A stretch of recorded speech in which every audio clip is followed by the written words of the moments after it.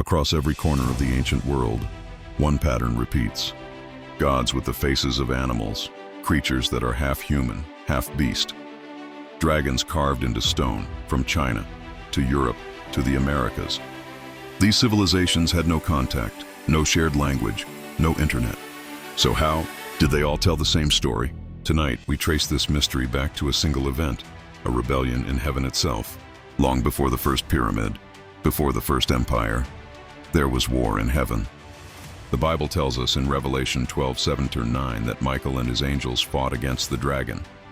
And the dragon was cast out, that serpent of old called the devil, and his angels with him. 1/3 of heaven, exiled to earth. And in Luke 10:18, Jesus says, "I saw Satan fall like lightning from heaven." Their rebellion began with pride. They wanted to be God, to take his throne. But even when they fell, their desire didn't change. Here on earth, they would take another path to their goal, not by conquering heaven, but by deceiving mankind into worshiping them as gods. In Greece, they called him Zeus, god of lightning. In Egypt, they called him Ra or Anubis. In Mesopotamia, he was Enlil or Marduk. In India, Indra ruled the storms. Different names, same beings, fallen angels in disguise. Their goal? To receive worship meant only for the Creator, but worship was not their only plan. The ancient book of Enoch, found among the Dead Sea Scrolls, tells us the Nephilim, the hybrid offspring of fallen angels, sons of God and daughters of men, began to sin against the birds, the beasts, the reptiles, and the fish. The Book of Giants, another scroll from Qumran, reveals something even darker, that the fallen angels collected animals and crossbred them, corrupting God's creation.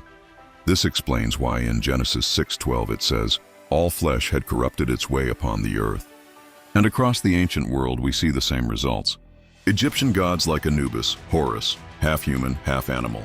Greek creatures like centaurs and satyrs, half man, half beast. Babylonian Lamassu, winged bullmen. The mermaids of maritime legend. Even the Sumerian Anunnaki, depicted with 4 wings, just like the cherubim described in Ezekiel's visions. After the flood, humanity united again at the Tower of Babel, Genesis 11. The Bible says the whole world had one language. Here, the fallen angels had a perfect opportunity to influence every tribe at once. When God scattered the nations, they took with them the false gods and hybrid myths birthed in Babel. From there, 5 major civilizations carried the corruption across the globe. The Phoenicians, with roots in the giants mentioned in Numbers 13. The Babylonians, beast-headed deities. The Egyptians, gods half man, half animal.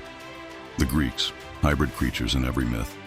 The Chinese, with dragon legends echoing the biblical great dragon of Revelation 12.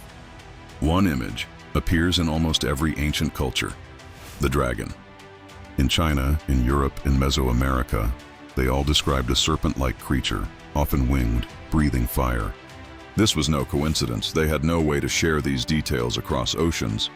The Bible calls Satan the great dragon, a universal signature left by the same deceiver. Among the angelic orders, the cherubim hold a high rank, with 4 wings, as described in Ezekiel 10. The Anunnaki of Sumer are often shown with 4 wings. Could these have been higher-ranking angels who joined the rebellion? And could their images in stone be the ancient world's memory of these beings? From Egypt to Babylon, from Greece to China, the same stories repeat. Different names, different cultures, but one origin. A rebellion in heaven, an ancient corruption of the earth, and a deception so deep that even today, it hides in plain sight. The question is, will you see it?